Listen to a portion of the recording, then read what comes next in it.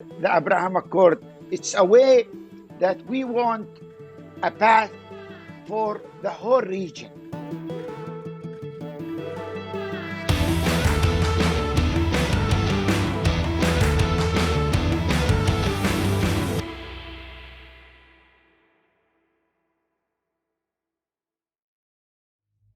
Welcome to Global Perspectives. Every week I'll be bringing you the most important conversations in the Jewish world. This week it's my distinct honor and pleasure to bring you His Excellency Dr. Ali Al Nuaimi, who's a member of the United Arab Emirates Federal Council for the Emirate of Abu Dhabi and serves as well on the Defense, Interior, and Foreign Affairs Committee. Dr. Al Nuaimi is also an international expert on countering extremism with over 30 years of achievement in the government, non-government, and private sectors, and currently serves as the chairman of Hidayah. It is my honor, Dr. Ali Al Nuaimi, to have you here with us, Your Excellency. Thank you so much for joining us on Global Perspectives. Thank you very much. It's nice to see you, even it's online. And thank you for giving me the opportunity to be part of this. So I wanted to ask you first about the Abraham Accords, which is, I think for many of our viewers, the most exciting development in the Middle East in 26 years. Your country, the United Arab Emirates, was in fact the first country to be a signatory to the Abraham Accords. I wanted to ask you this. What is it about the Emirates that allowed your country to play this leadership role in the region? Well, first, we know that UAE is a small country, but, since we got our independence in 1971, we had a leadership who has the vision, where we came a long way, in developing our country and in investing in the people, actually, especially in the empowerment of women, engagement of the youth, investment in education, and investment in the common values that we have as human beings, especially when it's come to coexistence. At the same time, we acknowledge that we are part of the region, and our region has suffered a lot, suffered of wars, of hate, of terrorism, extremism. And always, we thought, our leadership thought about, we keep doing things the same way in the last 70, 80 years. And the people are suffering, the youth are suffering, and we see no hope. So we thought that, we should think about something else, think outside the box. And, here where our leadership thought about, let's think about this from a comprehensive point of view. It's not an issue of war. It's not a political difference. Let's engage history, culture, and religion, to bring the people in the Middle East together. Dr. Al Nuaimi, and you have been yourself at the forefront of helping the Middle East and North Africa region achieve peaceful coexistence. And so I know I personally and so many others are grateful for you and everything that you do every day. You recently published an op-ed in Newsweek. The title was, quote, "I worked on the Abraham Accords. It's time to free the Palestinians from Hamas and Iran." And in the piece, you wrote about the recent conflict between Israel and Hamas. And you tell us that the conflict is not between Israel and the Palestinians, but in fact between Israel and Iran. Could you tell us a little bit more about that? Well, you see, we believe that, the Palestinian people, they are like us. They deserve to live a decent life, They deserve to enjoy a lifestyle as we do, as the Israeli. Our goals is to have, security, stability, prosperity for everyone, and we can't exclude anyone. And if we exclude any party, that means all of us would suffer. So we believe that peace for all, and this is why, we think that the Palestinian people have suffered a lot, but they suffered because they didn't have the right leadership, because their leadership actually is using them, to serve a personal agenda. It's not an agenda for the Palestinian people. And here where we saw that Hamas and Al-Jihad actually are following an Iranian regime agenda in the whole region. We need to create a narrative to gain the heart and the mind of the Palestinian, to, convince them that Hamas and Al-Jihad are not doing anything that will serve you and benefit you. They are, a proxy for the Revolution Guard serving the Iranian regime. And this is where, I believe that everyone should, focus on this. And I believe it's not myself, an Emirati or the Israeli, it's our American friends, the European, Canadian, Australian. We should speak one language. So, the Palestinian will hear one voice from all of us, that you have to get rid of Hamas and Al-Jihad and look for a new leadership that will focus on peace to create a better future for the Palestinian. Dr. Al Nuaimi, I couldn't agree with you more. And when I had the honor of meeting you when I was in office at the State Department and we met in Abu Dhabi, I think you may remember I was born in Iran myself. And so what I know that many people in the Middle East are very clear-eyed is the Iranian threat, and the fact that when you look at the terrorism in the region, you look at the instability, all roads lead back to Tehran. So my hope is with this interview and with all of the work that you do, that Western leaders will in fact heed your advice about really educating the Palestinian population about how Iran is undermining their best interests and their future. In fact, I want to move us along to another area of your tremendous expertise and leadership, and that's as chairman of Hedaya, which is a think tank that works to counter extremism. And what I wanted to ask you a little bit about, when I was there in the Emirates with you, I was so thrilled to learn about the steps that the government of the Emirates has taken over the years to root out extremism and radicalism within your own society. And so I was wondering if you could share with our audience what those steps were, and also your recommendations for the Western world. Okay, well, Hidayah it's not a think tank. It's a think and do tank. We think and we do. We deliver, actually. And it's an international center based in Abu Dhabi. I chair that center. Our vision is this. We believe that terrorism is a threat to the world, and that no single nation will be able by itself to counter terrorism, that we should work together to counter terrorism. And it's a threat to all of us.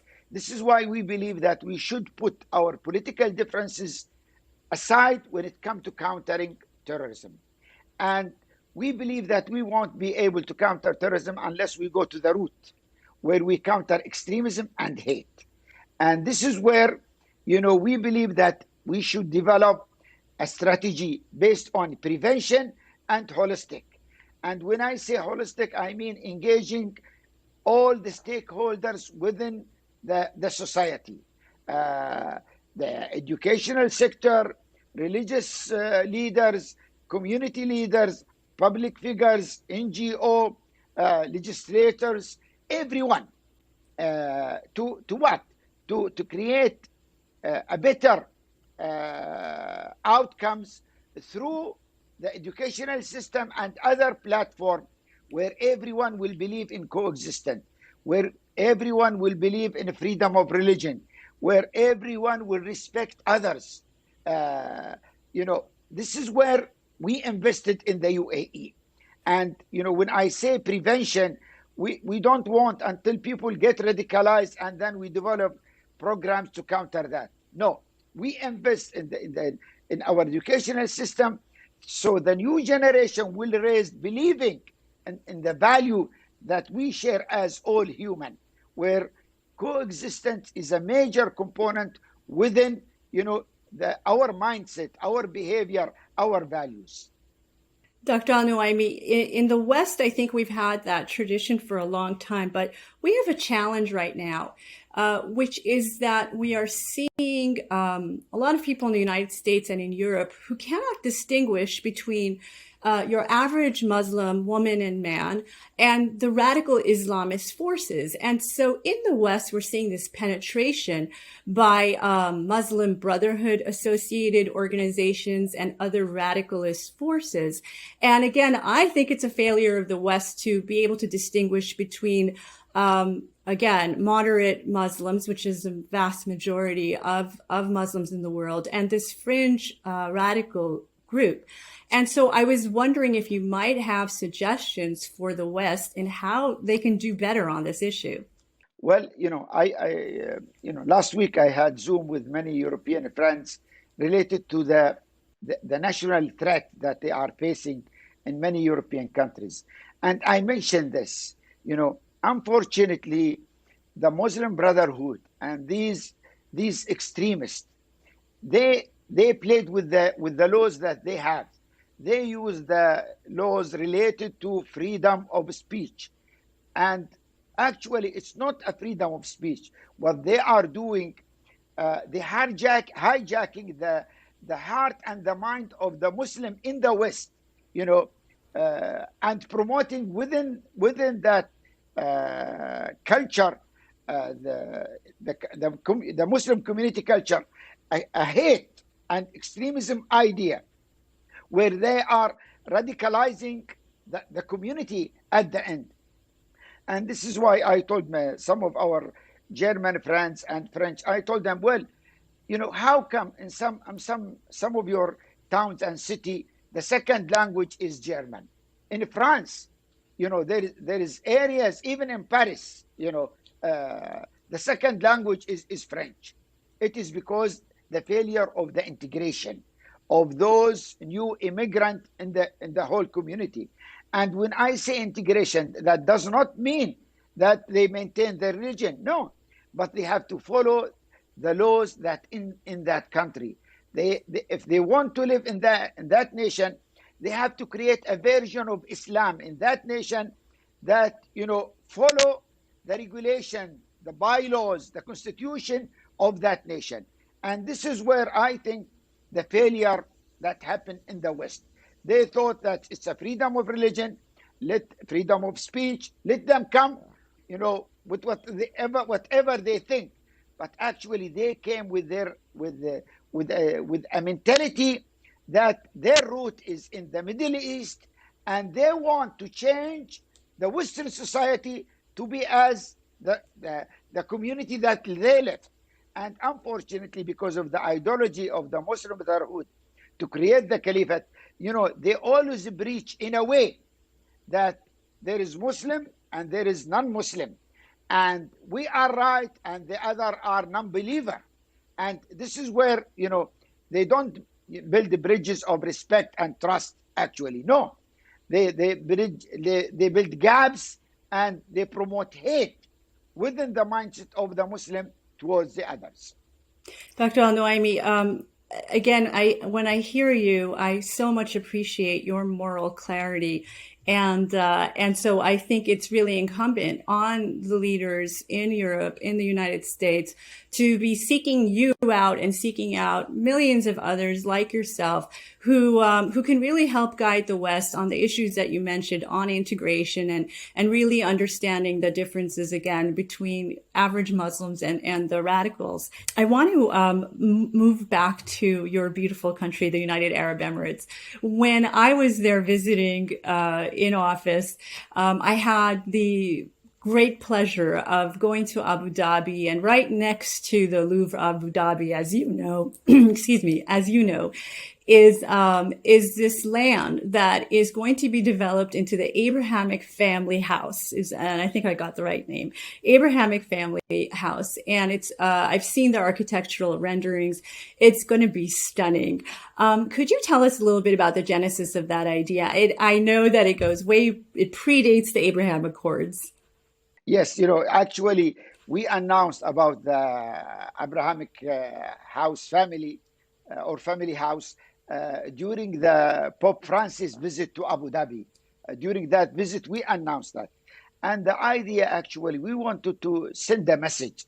You know, during the mass that Pope Francis held in Abu Dhabi, it was unique because usually when Pope Francis visits any country, his follower, the Catholic, attend the mass.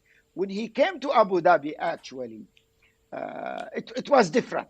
About 4,000 students from our schools, Muslim, attended that mass. About 5 ministers, Hindu, Jews, Baha'i, other Christian sector, all religion that represented in the UAE, actually, we helped them to come and attended that mass. So that gave us, an idea. Why don't we do something to bring those leaders, religious leaders, where they can show the world that they can live together. They can send messages through something as a symbol. So that's where the idea of the Abrahamic family house came. So in that, there will be a mosque, a church, and a synagogue. And it will be together. There is an area that will be in common, but there is area that will be private to each religion follower. The message that we have to live together. We shouldn't fight. The message that we want, because we are part of the Arabian Peninsula, that Judaism, Christianity, and Islam, their root is in our area. They were born in our area, and they are part of our history, and they should be part of our future also. So this is the real message. Dr. Al Nuaimi, and again, I've seen the architectural renderings. It's going to be gorgeous and stunning, as much of the Emirates is. But even right now, when I was in the Emirates in December, it was the holiday of Hanukkah. And on Friday night, I was invited to the synagogue of Rabbi Ellie Abadi. I think what would be really surprising to some people is to know that on that Friday night in Dubai, there was the one synagogue of Rabbi Ellie Abadi. There was a second synagogue of the Chabad of Dubai. And there was even a third Friday night Shabbat gathering. And so right now in Dubai and Abu Dhabi, we're seeing flourishing Jewish communities. We're seeing kosher food, a number of kosher food restaurants. I understood the latest statistics before I think COVID started to affect travel was that there were over 50,000 Israeli tourists that had come to the Emirates. And so I'm just wondering, when you see all that, is it the unfolding of the Abrahamic Accords that you're witnessing? What are your thoughts? Well, first, you see, actually, last December, we had about 130,000 Israeli visiting the UAE. But because of the restriction, the numbers went down. You see, I just want you to know this. I was the first to talk to the Israeli or the Jewish community in the UAE. And, many of them, they were shocked to see that a UAE official coming to talk to us, what he's going to say. So the first thing, my message was to them, I told them, look, I want to welcome you to the UAE. It's not that you chose to come here. We want you to be part of our community. So I want you to know this. I want you to know that you are welcome to live with us and share, the achievement and the outcome of this country and the diversity that we have. The diversity that we have will not be completed unless Jews are part of it. So I told them, I want you to know that you are welcome in this community, and we are here, happy to have you part of us. So what we wanted, we wanted to bring something different to the table and to show that there is an engagement not only between the government, but between the people, actually. And it's not in politics, security, and economy. No, it's even in culture and engagement of the people. And this is where we are really happy to see, the interaction between the Israeli and the Emirati youth. Yeah, I have to tell you what I witnessed myself when I was there in the Emirates. It really just, I think, changed any stereotype I think that people might have about the Arab world. There was just such a warm people to people embrace of all those Israeli tourists, of American Jewry, and so it's an incredible sight to behold, and I really encourage people to go visit the Emirates and experience it for themselves. Dr. Nuaimi, I want to ask you just a couple of more questions. At the end of the Trump administration, there was an announcement made that there were about 4 other Arab and Muslim countries that were considering making warm peace deals along the lines of what the United Arab Emirates did first, and then Bahrain, Morocco, and Sudan followed afterwards. What is your thinking on that? Are you optimistic that we can achieve further peace deals in the region? Well, first, I want to say this. There is no way back. And the Abraham Accord. It's not, we didn't do it because there is a president called, Donald Trump, or a prime minister, Benjamin Netanyahu. No, we did it between the nation. It's not between, certain politician. No, it's more than that. And it's a way that we want a path for the whole region.